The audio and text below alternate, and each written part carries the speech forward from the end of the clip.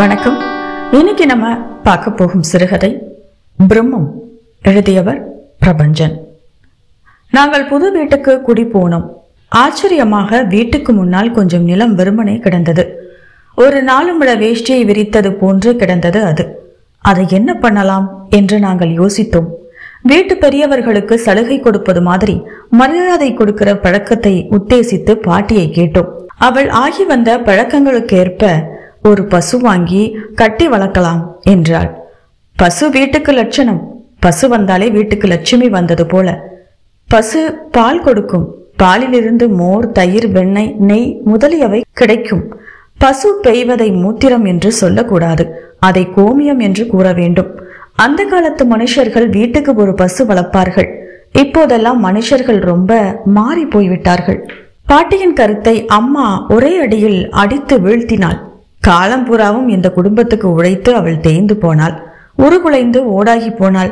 இது போதாது என்று இப்போது மாட்டு சாணி வேறு வார வேண்டுமா என்று கேட்டாள். அவள் கட்டி கொண்டு வந்ததில் இருந்து அவளும் பார்த்து கொண்டுதான் இருக்கிறாள். அவள் நாத்திமார்கள் அவளை படுத்தி வைத்தார்கள். அவள் சந்திரமதியை போல கண்ணீர் உகுத்து இருக்கிறாள். காலை 4 மணிக்கு எழுந்திருக்கும் அவளை இரவு ஜாமம் 2 மணிக்குத்தான் படுக்க விட்டார்கள். ஊர் உலகத்தில் உள்ளது போல அவளுக்கு புருஷன் வாய்க்கவில்லை. நாள்கிழமைகளில் அவளுக்கு பட்டுப்புடவை இல்லை. கண்ட கழிசடைகள் வைரமாக போட்டுக்கொண்டு ஜொலிக்க சாதா பவுனுக்கே இவள் அல்லாடுகிறாள். கல்யாணம் காட்சிகளில் அவள்தான் எவ்வளவு அவமானப்படுகிறாள். கடைசியாக அம்மா வாய்வழி காரணமாக நிகழ் உலகத்திற்கு திரும்பி ஒரு வெண்டை, ஒரு கத்தரி, ஒரு தக்காளி செடி போடலாம், கறிக்கு ஆகும், கொத்தமல்லி கூட போடலாம் என்றாள். சவுந்தரா என் தங்கையின் பெயர். இதை கடுமையாக ஆட்சேபித்தாள். அவள் கல்லூரியில் படிப்பதாக சொல்பவள் ஹோம் சயின்ஸ் என்கிற அபூர்வமான கல்வியை கற்பவள். அவள் தோழி வீட்டில் மல்லிகை, கனகாமரம், ரோஜா செடிகள் போட்டிருக்கிறது. மல்லிகை, ரோஜா, கனகாமரம் பறித்து கட்டி தலையில் வைத்துக் கொண்டு காலேஜ் போகலாம்.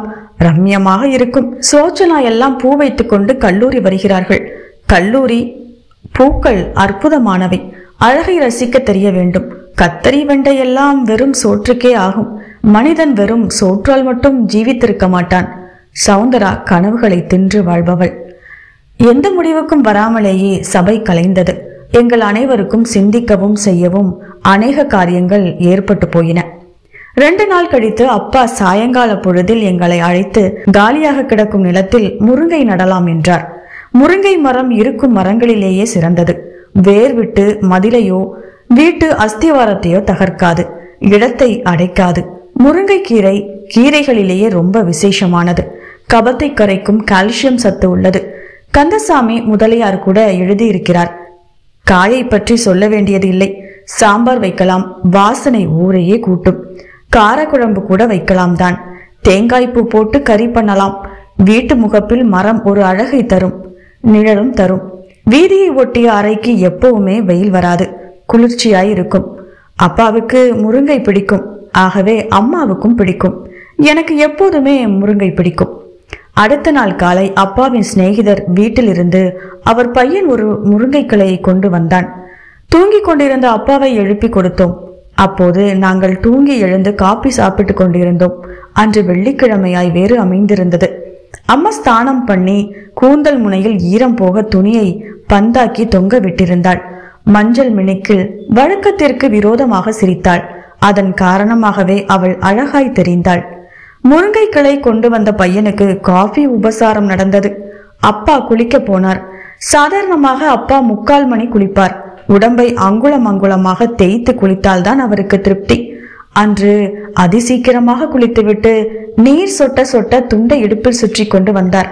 அப்பாவிடம் ஒரு பட்டு வேஷ்டியும் பட்டு துணியும் இருக்கிறது. தாத்தாவின் திவச நாளிலும் பண்டிகை விசேஷ காலங்களிலும் அவர் அதைத்தான் அணிவார். மஞ்சளும் இல்லாமல் பழுப்பும் இல்லாமல் இடைப்பட்டு விளங்கும் கரை பச்சை வண்ணத்தில் கை அகலம் இருக்கும். வெயில் பட்டால் எரிவது போல் மினுங்கும்.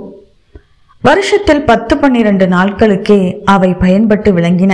மற்ற நாட்களிலே அலமாரியிலேயே மடித்து வைக்கப்பட்டு இருப்பதால் அதுகளுக்கு தனி மனமும் குணமும் ஏற்பட்டிருக்கிறது. அலமாரியை விட்டு எடுக்கும் போதெல்லாம் கற்பூர வாசனை பரவும். அப்பா அந்த வாசனையோடு இருக்கும் போது அவரை எனக்கு பிடிக்கும். அன்றும் ஏதோ விசேஷ தினம் போல அப்பா அந்த வேஷ்டியை கட்டிக்கொண்டு துண்டை இடுப்பில் சுற்றி கொண்டார். முருங்கை கொம்பு கொஞ்ச நாழிகை முன்புதான் ஒடிக்கப்பட்டிருந்தது. அதனின்றும் நீர் சுரந்தது. பசிய மரவாசனை அதனின்றும் வந்தது. மெல்லிய மேல்தோல் சிதைந்து உள்ளே பச்சை காண இருந்தது. அந்த சதுர நிலத்தில் நடுவிட்டத்தில் அந்த காம்பை அப்பா நட்டார். அம்மா அவருக்கு துணை செய்தார். அம்மா குனிந்து அந்த கொம்பை பிடித்து கொண்டிருந்த போது அவள் தலையில் முடிந்திருந்த ஈரத்துண்டின் காரணத்தாலும் வியர்வையாலும் அவள் முதுகு பூராவும் நனைந்திருந்தது. அப்பா பள்ளம் தோண்டி நட்டதும் சவுந்தரா ஓடி போய் வாளியில் நீர் கொண்டு வந்து கொம்பை சுற்றி மண்ணில் வார்த்தாள். அம்மா மூன்றாவது வீட்டுக்கு ஓடி போய் மாட்டு சாணம் கொண்டு வந்து காம்பின் உணையில் அப்பி வைத்தாள். அன்று காலை நேரம் பூராவும் எங்களுக்கு முருங்கையே விஷயமாக இருந்தது. நானும் அப்பாவும் எங்கள் தொழில் கூடங்களுக்கும் சவுந்தரா காலேஜுக்கும் அன்று லேட்டாகவே போனோம். அடுத்த சில நாட்களுக்கு நாங்கள் முருங்கையை பற்றி சுத்தமாய் மறந்து போனோம். முருங்கை எங்கள் வாழ்வில் இடம்பெற்றதாகவே எங்கள் யாரின் உணர்விலும் இல்லை. ஒரு நாள் காலை என்னை என் படுக்கையில் வந்து எழுப்பினாள் சவுந்தரா. அவள் குரலிலும் அசைவிலும் அவசரம் தெரிந்தது. சனியன, காலையில வந்து என் உயிரை ஏன் எடுக்கிற? அண்ணா வந்து பாரு, முருங்கை மரம் முளைச்சிருச்சு. சுருக்கென நான் எழுந்து உட்கார்ந்தேன். இருவரும் கீழே வந்தோம். முருங்கையை சுற்றி வீட்டார் அனைவரும் நின்றிருந்தார்கள். பட்ட மரம் போலும் குச்சி போலும் தோற்றம் கொண்டிருந்தது முருங்கை.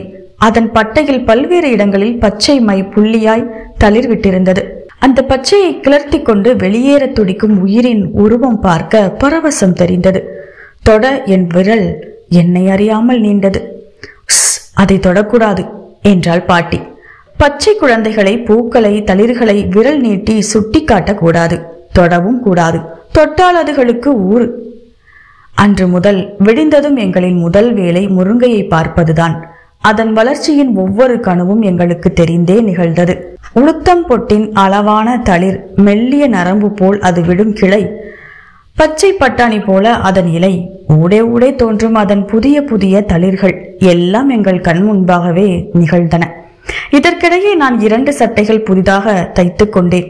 என் பேண்ட் சற்று இறுக்கமாகிவிடவே அதை பிரித்து விட வேண்டியிருந்தது. ஒரு நாள் ரகசியமாக அதன் ஒரே ஒரு இலையை பறித்து வாயில் போட்டு சுவைத்தேன். வித்தியாசமாக ஒன்றுமில்லை, சுவாரஸ்யமாக இருந்தது. முருங்கையை பயன் கொண்ட அந்த முதல் நாள் இப்போதும் என் கண்முன் நிற்கிறது, நெஞ்சில் நிற்பது போல. அம்மாவுக்கு நெய் உருக்க வேண்டியிருந்தது. முருங்கைக்கீரை போட்டு உருவாக்கினால் ரொம்ப வாசனையாக இருக்கும் என்றாள் பாட்டி. அம்மா அவ்வாறே செய்தாள். மத்தியான சாப்பாட்டுக்கு அந்த நெய்யையே நாங்கள் விட்டுக்கொண்டு சாப்பிட்டோம். முருங்கையின் விசேஷமோ அன்று மனதின் விசேஷமோ நெய் என்றைக்கும் காட்டிலும் அன்று ரொம்ப சுவையாக இருந்தது. நெய்யில் விழுந்திருந்த கீரையும் கூட தின்ன ஒரு மாதிரியாய் நன்றாகவே இருந்தது. அழகாக துளிர்விட்ட அதை பறித்து அம்மா ஹிம்சித்து விட்டாளே என்கிற துக்கம் என் மனசுக்குள் இருக்கத்தான் செய்தது. அது நாளுக்கு நாள் தான் பெருகிக் கொண்டே ஆகியிருதியினால் சவுந்தராவையே பல நேரங்களில் எனக்கு நினைவூட்டியது. அம்மா சவுந்தராவை தன் யௌவனத்தின் கடைசி காலத்தில் தான் வாங்கி கொண்டாள். எனக்கும் அவளுக்கும் 15 வருஷ பிராய வித்தியாசம் ஏற்பட்டு விட்டது. சவுந்தராவை அவள் குழவி பருவம் தொட்டே அருகில் இருந்து கண்டு வருகிறேன். அதையும் அது முளைவிட்ட பருவம் தொட்டே தரிசித்து வருகிறேன். அவள் பாயில் புரண்டு தன் பார்வையில் என் முழங்கால் மட்டும் விட அந்த அடையாளத்தை மட்டும் கண்டு தன்னை தூக்க சொல்லி அழுதது. அது தன் குறுந்தளிர் கைகளை காற்றில் வீசி என்னை நேயம் கொண்டாடியது. அவள் முதல் நாள் பள்ளிக்கூடம் போகும் விசேஷத்தை கொண்டாடவென்று அதற்காகவே தைத்த சட்டை பாவாடை புரள புரள போட்டுக்கொண்டு நின்றது. வறண்டு மரத்து காய்ந்து நின்ற கொம்பில் பச்சை பச்சையாய் கொத்து கொத்தாய் 4 பக்கமும் சிலிர்த்து கொண்டு நின்றது. அவள் மலர்ந்த போது நடு வீட்டில் ஜமக்காலம் போர்த்தின நாற்காலியில் மாலை அணிந்த கழுத்தோடு உட்கார்ந்து கொண்டு வெக்கத்தில் சிரித்தது. புட்டு சுற்றி உளுந்து களி தின்று சடங்கு கொண்டாடியது. அதை நண்பர்களுக்கு வெட்கத்தோடு முகத்தை பார்க்க முடியாது பகிர்ந்து கொண்டது. எல்லாம் என் நினைவுகளில் பக்கம் பக்கமாய் நின்றன. நான் சைக்கிளை எடுத்துக்கொண்டு வேலைக்கு புறப்படுகையில் அது கையை அசைக்கும், பேசுவதாய் இருக்கும். எங்கள் சம்பாஷணைக்கு வார்த்தை அவசியப்படவில்லை. ஒளி இன்றியமையாமை இல்லை. உணர்வுகள் போதுமானவையாய் இருந்தன. இமைகள், உதடுகள் எங்களுக்கு. சவுந்தரா கூடத்து ஜமக்கால நாற்காலியில் உட்கார்ந்தது போல் அதுவும் நின்றது. அதன் கால்களுக்கிடையில் நிழல் திரண்டது. நானும் அப்பாவும் அதன் கால்களுக்கிடையில் சைக்கிளை நிறுத்துவதாக செய்தோம். மத்தியான காலங்களில் நான் அதன் கால்களுக்கு பக்கத்தில் ஈசி சேரை போட்டுக்கொண்டு உட்காருவேன். காற்று சுகத்திலும் நிழல் அருமையிலும் வெயில் அஸ்தமித்துவிடும். புஸ்தகங்கள் படிப்பதும் எழுதுவதும் அதன் அடிகள் என்றாகிவிட்டது. எழுத்து கண்ணுக்கு மறையும் வரை என் வாசிப்பும் சிருஷ்டியும் அதன் அடியில் அதன் ஆதரவில் என்றாகிவிட்டது. காவிரி ஆற்றங்கரையில் நான் கல்லூரி வாசம் செய்திருந்தேன். காவிரியை ஒட்டி ஒரு பழைய ஓட்டு வீட்டில் நான் சமஸ்கிருதம் படித்தேன். ஆற்றில் நீர் ஓடும் சத்தம் கூடத்தில் கேட்கும். அந்த காலத்து மனுஷர்களைப் போலவே அந்த காலத்து வீடுகளும் பெருசாய் இருக்கும். வீட்டுக்குள்ளேயே வாசலில் மரம் இருந்தது. அது முருங்கையாய் வாய்த்திருந்தது. அதன் கீழ்தான் என் பாடம் நடந்தது. அதற்கு மட்டும் வாயிருந்தால் ராம சப்தத்தையும் கோதாஸ்துதியையும் என்னை காட்டிலும் இனிமையாகவும் ஆத்மபூர்வமாகவும் சொல்லி இருக்கும். வாத்தியார் ஒரு நாள் முருங்கையை பிரம்ம விருட்சம் என்றார். பிரம்ம விருட்சம் என்றார். முருங்கையின் மேல் தோல், கால், கீரை, காய் முதலானவை மனுஷ இன விருத்திக்கு காரணமாகிய புணர்ச்சிக்கு தீவிர உந்துதலும் உரமும் தருவதால் அது சிருஷ்டிக்கு உதவுகிறது. பிரம்மனும் சிருஷ்டிபரமான காரியங்களிலேயே இருப்பதால் அது பிரம்ம விருட்சம் என்றாகிறது என்றார். அந்த நாள் முதற்கொண்டு நான் அதை நோக்கும் போதெல்லாம் 4 திசைகளிலும் சிரம் கொண்ட பிரம்மமே என் கண்களுக்கு புலப்படுவதாயிற்று.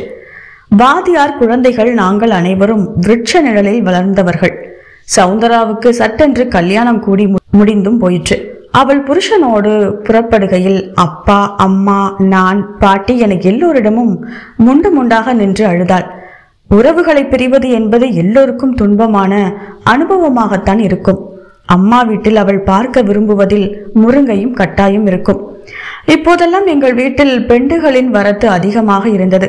அம்மாவை ஒத்த பெண்டுகள் எதிர் வீட்டு, பக்கத்து வீட்டு, 3வது வீட்டு பெண்கள் வயது காரணமாக இவர்கள் பெரும்பாலும் குண்டாகவும் அல்லது அதீத ஒல்லியாகவும் இருப்பார்கள். நான் வீட்டுக்குள் நுழைகையில் சரையலென்று என்னை கடந்து இவர்கள் போவார்கள். இவர்கள் மீது ஏதேனும் ஒரு வகை வாசம் வீசும். அழுக்கின் காரநடி, கழுவாத உடம்பின் கவிச்சை நடி என தவறாமல் இவர்கள் கைகளில் ஒரு கொத்து கீரையும் 2-3 காய்களும் இருக்கும். இதற்காக வென்றே வருபவர்கள் வேறு எதற்காகவோ வருபவர்களாக அபிநயித்து கடைசியில் அம்மாவே கீரை காய் பறித்து கொடுக்கும் போது புலகித்து சிரித்து பேசிவிட்டு செல்வார்கள். அம்மா பொதுவாக அண்டை வீடுகளுக்கு வம்பு தேடி போகிறவள் அல்ல. அதில் அவளுக்கு நாட்டம் இல்லை. எனவே பெண்டுகள் அவளை புறக்கணித்தே இருந்தார்கள். முருங்கை வந்த பின் அவளுக்கு உறவுகள் வந்தன. எங்கள் வீட்டு கீரை தேன் என்று பயன் கொண்டவர்கள் சொன்னார்கள். காய் மதுரம் என்றார்கள். அது தன்னை குறித்தே பாராட்டென ஆனந்தம் மிளரும் அம்மாவுக்கு. அது அடர்த்தியின்றி மற்றவை போல மிருக பலமின்றி வானத்தை நோக்கியே வளர்ந்தது. வானமே தன் லட்சியம் என்பது போல அது வளர்ந்தது. என் மனசுக்குள் அது தவழும் குழந்தை. மனிதர்கள் ஒரு நாள் தங்கள் கோரைப்பற்கள் நீள மரங்களை எல்லாம் வெட்டி போட்டார்கள். கற்களை வைத்து சுவர் எழுப்பி தங்கள் வாழ்விடங்களையும் சாவிடங்களையும் அமைத்து கொண்டார்கள். அதனால் வானத்து பறவைகள் கூடுகளை இழந்து விண்ணில் திரிந்தன. முருங்கை காக்கை குருவிகளுக்கு இல்லமாயிற்று. எங்கள் காதுகளுக்கு மனித இறைச்சலும் இயந்திர கூச்சலும் ஓசையாய் இருந்த நிலை போய் பறவையின் நாதம் இசையாயிற்று. மாடியில் என் அறையில் ஜன்னல் வழி பார்த்தால் முருங்கையின் தலைப்பகுதி தெரியும். என் படுக்கையின் மேல் படுத்திருந்தது கூட அதனை பார்க்க முடியும். காலையில் ஏதேனும் ஒரு பறவையின் பேச்சு கேட்டுதான் நான் கண்களை பிட்டுக்கொள்ளும் வழக்கம் அமைவதாயிற்று. சூரிய கிரணங்கள் மண்ணில் பாயாத அந்த வைகரை போதின் வெண்மையான சூழலில் ஒரு சிட்டுவோ காகமோ அபூர்வமாக எப்போதாவது வரும். மைனாவோ கருவாட்டு வாளியோ பேச கேட்டுக்கொண்டே உலகத்தின் ஒரு பொழுதை எதிர்கொள்வது மிக எளிய அனுபவமாக இருக்கும். மனிதர்கள் தங்கள் வீடுகளில் தாங்கள் மட்டுமே தனித்து எவ்வாறு வாழ்கிறார்கள் என்று எங்களுக்கு தோன்றும். விடியல் போதை மனிதர்களை காட்டிலும் பறவை சாதியை ஆர்வத்தோடும் சந்தோஷத்தோடும் வரவேற்கின்றன. அவைகளின் உற்சாகம் விளையாட்டு மைதானத்தில் இருக்கும் குழந்தைகளை கும்மாளத்தை போன்றது. ஒரு கிளையில் இருந்து மறு கிளைக்கு சிறகுகளை சிலிர்த்து கொண்டு தாவும்.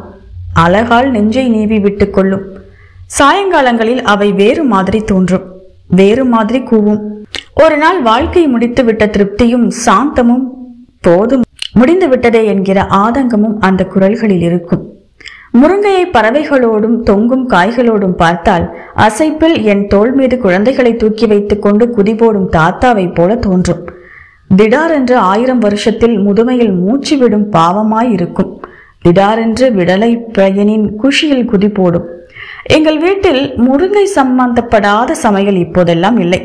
முருங்கை கீரை பிரட்டல் அல்லது பருப்பு கூட்டு, காய் சாம்பார், காய்கார குழம்பு, காய் பொரியல் இவ்வாறு ஏதேனும் இருக்கும். முருங்கைக்காய் எதில் சேர்த்தாலும் சேர்மானத்தை பரிமளிக்க வைக்கும் சக்தி அதற்கு உண்டு. சாம்பாருக்கு விசேஷமான மனமும் சுவையும் உண்டு. எனக்கு அது ரொம்பவும் பிடிக்கும். எங்கள் மரத்து பொருள்கள் எல்லாமே எங்களுக்கு பிடிக்கும். எங்கள் வீட்டுக்கு 3வது வீட்டில் ஹெட்மாஸ்டர் ஒருத்தர் குடி வந்தார். மேரி மிகப்பெரிய தனியார் பள்ளிக்கூடத்தில் மிகப்பெரிய வாத்தியார் அவர். அப்படிப்பட்டவர் எங்கள் தெருவை மதித்து குடிவந்த பிறகும் அவருடைய வருகையை எந்த விதத்திலும் மகிமைப்படுத்தாது நாங்கள் எங்கள் காரியாதிகளை கவனித்துக் கொண்டிருந்தோம். அது காரணமாகவே நாங்கள் அவருக்கு புல்லாய் தெரிந்தோம். ஒரு நாள் எதேச்சையாக வாத்தியார் தெருவுக்கு வந்து அதன் நீள அகலத்தை ஆராய்ந்தவாறு இருந்தார். அதே சமயம் எதிர் வீட்டு வெள்ளை முத்து கோனாரும் வெளியே வந்து வேஷ்டி அவிழ்த்து தோளில் போட்டுக்கொண்டு நெகிழ்ந்து போன கோவணத்தை இறுகி கட்டி நிமிரும் போது கோனார் பார்வையில் வாத்தியார் விழ ஒரு நேச புன்னகையை தம் முகத்தில் வெளிவிட்டிருக்கிறார். வாத்தியார் சற்றென்று திரும்பி கதவை அசுரத்தனமாக அரைந்து சாத்தி கொண்டு போய்விட்டார். அன்றைய தினமே வாத்தியார் வீட்டு தூணில் மாட்டை கட்டி கோனார் பாலில் கறந்து கொண்டிருக்கையில் அவர் வெளியே வந்து தலைமயிர் துண்டு வேஷ்டி பறக்க ஒரு ஆட்டம் ஆடினார். தெருவே திரண்டு பார்த்து கழித்தது. ஒரு நாள் அவர் என்னை காண வந்தார். உத்தியோக உடை, எலிசபெத் காலத்து ஆங்கிலத்தில் தற்கால கல்வித்துறையில் சீர்கேடு, சினிமா, மாவு மிஷின், குடும்ப கட்டுப்பாடு எல்லாவற்றையும் பற்றி சம்பாஷித்தார். அதாவது அவரே பேசினார். கடைசியாக அடடே முருங்கை மரம் என்றார். நான் ஆமோதிக்க அவசியம் இருக்கவில்லை. அது முருங்கை மரம்தான். கொஞ்சம் காயும் கீரையும் பறித்து கொடுத்தேன். அவருக்கு மேலும் கீழும் அழகான பல்வரிசை. இப்போதெல்லாம் மாலைகளில் முருங்கையின் கீழ் இருப்பது இயலாததாயிற்று. திடாரென்று வானம் நினைத்து கொண்டு மழையை பொழிந்தது. காலம் அதன் கிரியைகளை மிக ஒழுங்காகவே செய்கிறது. காற்று ஈரம் கோத்து கொள்ள அறைக்குள் இருப்பது சுகமாக இருந்தது. மண் குழைந்தும் ஈரம் செறிந்தும் போகவே நடப்பது நிதானம் தேவைப்படும் தொழிலாயிற்று. அடிக்கடி காற்று பலத்து வீசி நித்திய வாழ்க்கைக்கு இடையூறு ஆயிற்று. பலத்த காற்று அடிக்கடி ஊரை கடப்பதாயிற்று. ஒரு நாள் குடையில் ஒளிந்து அலுவலகம் போனேன். உள்ளிருக்கையிலேயே பலத்த காற்று வீசியது. ஜன்னல் கதவுகள் கட்டுப்பாடின்றி அடித்து பயம் எழுப்பின. எல்லாம் முடிந்து அமைதி நிலவியது. மதிய உணவுக்கு நான் வீடு திரும்பினேன். எங்கள் வீட்டுக்கு முன்னால் சிறுவர்களும் பெரியவர்களுமாக ஒரு பெரும் கூட்டம் நின்றிருந்தது. தெருவை அடைத்து கொண்டு வீழ்ந்து கிடந்தது முருங்கை. மெளிய மெளிய விரல்களாக கிளைகள், பச்சை குங்கும பொட்டுகளாய் இலைகள், ஊடே தங்க பொட்டாய் மஞ்சள் பழுப்பிலைகள், முறிந்த விரல் போலும் முருங்கை காய்கள். மனிதர்கள் கீரைகளாகவும் காய்களாகவும் விறகாகவும் அவரவர் தங்கள் சக்திகளுக்கு ஏற்ப திரட்டி கொண்டு சென்றார்கள். பார்த்து கொண்டு இருக்கும் போதே முருங்கை இருந்த இடம் சூனியமானது. அம்மாவும் அப்பாவும் பாட்டியும் தள்ளி நின்று கொண்டிருந்தார்கள். நான் வழக்கமாக சைக்கிள் நிறுத்தும் இடத்தில் சைக்கிள் மாத்திரம் நின்றது. முருங்கை இடிந்து போய் இடுப்படிந்து நிற்பது போல இருந்தது. பாதி மண்ணில் செருகி வைத்தது போல நட்டு கொண்டிருந்தது. அது ஈரம் இன்னும் கசிந்து கொண்டிருந்தது. மறுநாள் காலையில்தான் அது இல்லாமையின் தாக்கம் எனக்கு புரிந்தது. நேற்று இருந்தது நின்ற வண்ணம் இது, கிடந்த வண்ணம் அது அடித்தண்டு மட்டும் இருந்தது. கொஞ்ச நாள் போயிருக்கும். ஒரு நாள் காலை காஃபிக்கு மாடியை விட்டு கீழிறங்கி வழக்கப்படி டம்ளரோடு முருங்கையின் அருகில் போய் நின்றேன். எனக்கு ஆச்சரியம் காத்திருந்தது. துண்டாகி நின்றிருந்த மரத்திலிருந்து ஒரு இடத்தில் சின்னதாய் கிளைத்து இருந்தது. உயிர்தான். இதோட இந்த கதை முடிந்தது நண்பர்களே. ஒரு வீடு கட்டும் போதே நம்ம நினைக்கும் ஒரு விஷயம், வீடை சுத்தி பச்சை பசுமையா இருக்கணும்னு நம்ம கண்டிப்பா நினைப்போம். ஏன்னா மழை டைம்லயும் சரி வெயில் டைம்லயும் சரி நம்ம கண்ணுக்கு குளிர்ச்சியா அந்த பச்சை கலர் நம்ம வீட்டை சுத்தி இருக்கும்போது அவ்வளவு ஒரு சந்தோஷமா இருக்கும். அது போதாத குறைக்கு பூக்கள் எல்லாம் அந்த வீடை சுத்தி இருந்தா அது இன்னும் அற்புதம். அது போல இந்த கதையில ஒரு முருங்கை மரத்தை ஆசையா வளர்க்குறாங்க. அது காய் மட்டும் கிடையாதுங்க, பூ இலை அப்படின்னு கஷாயத்துல இருந்து காய்கறி கூட்டு சாம்பார்னு எல்லாத்துக்குமே நம்ம உபயோகப்படுறது முருங்கை அப்படின்னு சொல்லுவாங்க. ஸோ அது மாதிரி இந்த கதையில ஒரு முருங்கை மரம் எப்படி வளருது அப்படிங்கிறத ஒரு பெண் கூட கம்பேர் பண்றாங்க. எப்படி அந்த பெண் சின்ன வயசுல இருந்து அழகா வளர்றாங்களோ அதே மாதிரி இந்த முருங்கை மரமும் அழகா வளர்றத நம்ம கண் கூட இந்த கதையில பார்க்க முடியுது. அது மட்டும் இல்லாம ஒரு மழை காலத்துல அந்த அந்த முருங்கை மரம் எப்படி முறிஞ்சு விழுந்தது, அதுக்கப்புறமும் அதுல இருந்து வந்த துளிர் தான் இந்த கதையோட களம். இந்த கதையோட முக்கியமான விஷயம்னு சொல்லலாம். இந்த கதையோட முக்கியமான பாட்டு.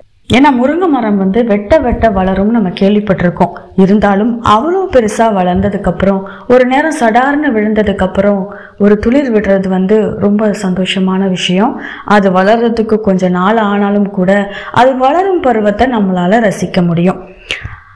இது மாதிரி உங்க வீட்லயும் நிறைய மரங்கள் செடிகள் வளர்க்குறீங்களா? அதை பத்தின அனுபவங்கள் எல்லாருக்குமே இருக்கத்தான் செய்யும். முடிஞ்ச கமெண்ட் செக்ஷன்ல பதிவிடுங்க.